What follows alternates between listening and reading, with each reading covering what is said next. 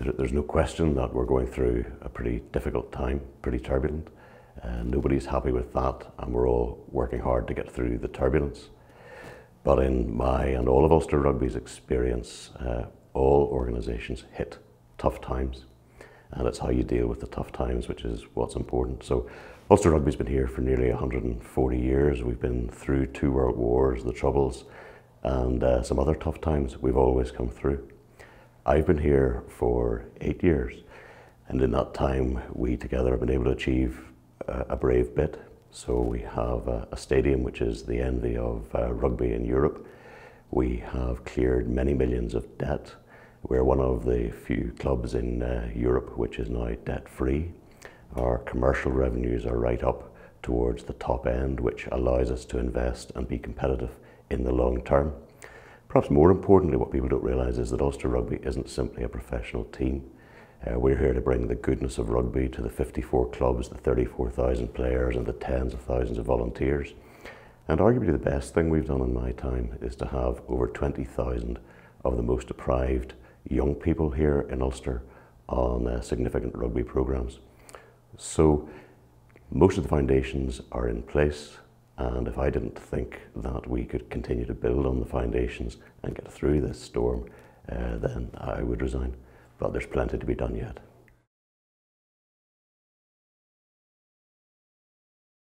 So while I've said that underlyingly I think most of the foundations are in place, there's no doubt that we're in a storm. You might even describe it as a perfect storm. Some of those things are outside our control, some of those things are inside our control. So if you take a look at where the storm is in relation to the performance of the professional team. So again, let's put it into strategic. In my 8 years, we've achieved 13 playoffs, having in the previous several years achieved none, and those included 4 European Cup quarterfinals. There's no doubt that the team isn't doing anything like as well as we would expect. We have won just under 60% of our games this season, and by our standards, that isn't enough. So let's look at sort of causes and what we can do about that. The first thing is that we have up to half a dozen of our best players have been unavailable to us this season for a range of reasons. I don't think any team where margins are so fine could cope or survive without that.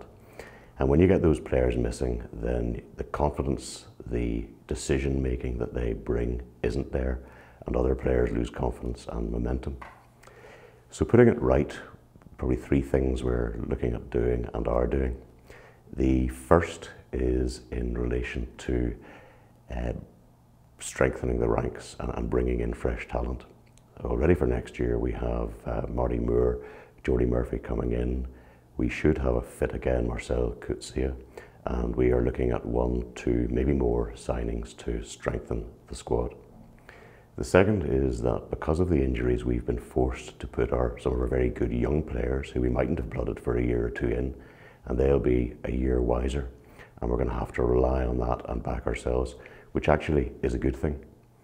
The final part of the jigsaw is that we are allowed to play and to recruit 5 non-Irish qualified players. Now, in my time, a significant part of our success has been based on having the likes of Johan Muller, Ruan Pienaar, John Afoa, Jared Payne, 3 of whom had World Cup winners' medals in their pockets.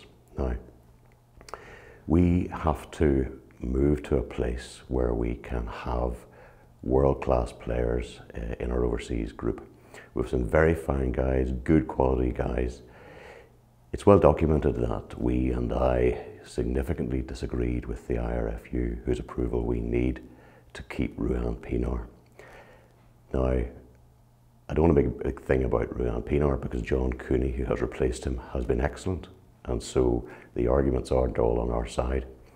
But the reality is we need to work with the IRFU increasingly well to ensure that those 5 players are there to make the disproportionate difference that they did when we qualified for our 4 European Cups.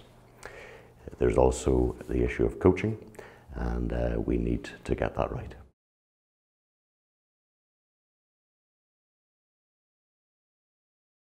No, far from it. So as Chief Executive, I would attend many events, give many speeches, many question and answer sessions in the last year, I've been in front of thousands of people. But the reality is I can't attend every event. So those events that I usually attend, and perhaps some more. Those I don't, which are delegated to others, they attend, and they do a good job in that respect. Please bear in mind, we're 9 counties, we're 35,000 players, we're 54 clubs. I can't be everywhere at once, and I'm not the sum total of Ulster Rugby.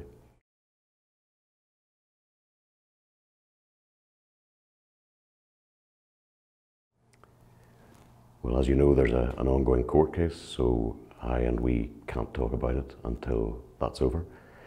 But what I would say, and we're on record as saying, is that we will conduct with the IRFU the right review on the conclusion of the case.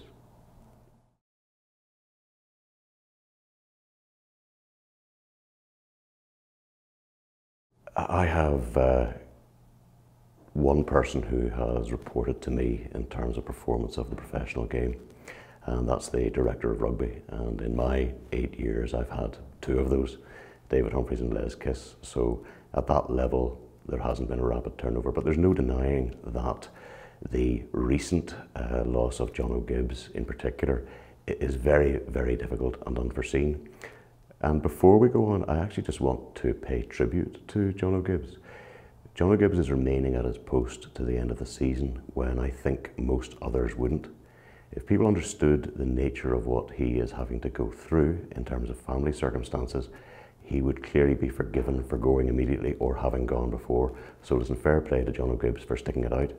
Now, if you go below that, the average lifespan of our coaches, because it's not just about one coach, we have 3, 4, 5 coaches at different times, and the average lifespan is between 6 and 8 years, which compares very favourably with anywhere else. But I think it might be helpful for people to understand going forward how we're dealing with this. This isn't a question of me going into the market and simply plucking a coach out. We go through considerable due diligence, and we do it with the IRFU. So at the minute we have Bryn Cunningham and David Nusifora, the IRFU's High Performance Director, going through all of the professional coaches globally, looking at our needs. They have a long list of between 12 and 15, and amongst that there's maybe 6 to 8 who we might consider more favourably. The process then is that, and also Joe Schmidt, who has considerable reputation and considerable insight and knowledge of coaches, he'll also have a say in that and is having a say. What happens then is that we'll probably narrow that down to about 3, and the decision will be between ourselves and the IRFU. And in terms of ourselves, that means our professional game board. So we have a considerable number of wise rugby heads bearing down on this, as we always do. Do we always get it right? No, no professional sport always gets it right, but we try to put the odds heavily in our favour.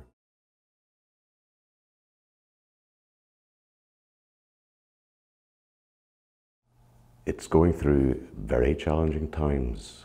The traditional role of field sports across Europe are in decline, so that there's no question that in line with every other field sport, our traditional 15-a-side game is facing significant challenges. If you look at the numbers, to try and take a bit of the emotion out of it for a bit, in terms of games per week, they've remained largely static. And in terms of active players, similarly, they're relatively static over the last 5-8 years, which is actually quite a good performance in the backdrop of both declining demographics in that age group and the trends more globally in relation to field sports. So the other side of it you have to look at, because you've got to take a balanced view, is that those parts of the game that are in considerable growth some of them are thriving. So we had the Women's World Cup final here. We had a women's game at Malone attended by over 3,000 people, and nobody could have seen that 2 years ago, 5 years ago. Mini rugby is vibrant. Disability rugby, rightly, is vibrant. Rugby in non-traditional schools is growing at a rate of knots. We worked with over 100 new schools last year which hadn't traditionally been involved in rugby. So we have to help the traditional clubs, the traditional 15-a-side game, and we're doing that by enhancing numbers of coaches. We're doing that through changing competition structures, but we also have to take advantage of the new areas of growth.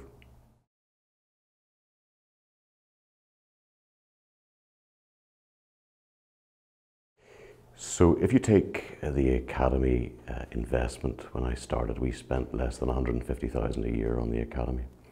Because we've been successful commercially, we've been able to reinvest a lot of that money, and together with the IRFU, we now spend just short of £1 million a year. And you're starting to see a direct return on that investment. That investment takes time because we start looking at boys as young as 14. And so that isn't something that you turn on quickly.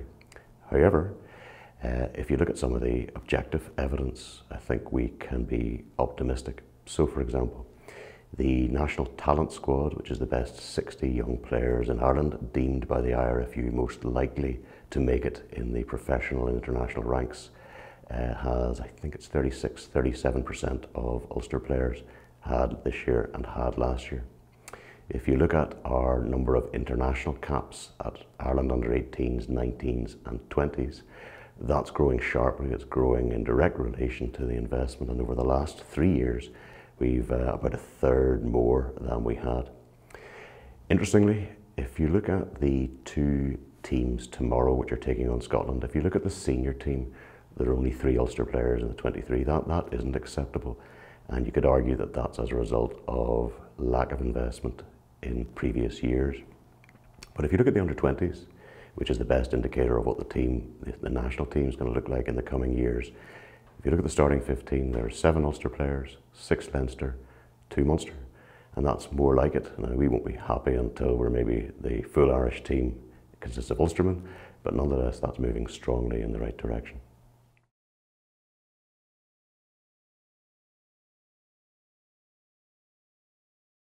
You're absolutely right. When I came in, I said I wanted Ulster to be best in the world. But what is not reported is what I said at the same time, which was that may take 20 years, 40 years, 60 years. The point wasn't that within 3-5 years we were going to be there. The point was that Ulster Rugby owes it to itself to aim to be the best. And the mentality, the mindset, the drive has to be that all the component parts are the best, because why would you want to be anything else? Why wouldn't you want to maximise the potential of the great game to bring all the best of rugby right across the 9 counties of Ulster, through all the clubs, all the schools, all the volunteers, the sponsors, and create something to be proud of? Being second best, third best, I don't think is good enough and doesn't serve us well. So we are in the final year of our strategic plan, and about 6 months ago we started work on our next 5 years. We're doing that in conjunction with the IRFU. We're about 6 months to go on that, and shortly we'll be in a place to go and talk to the public about that, to get views, to take criticism, and together move forward.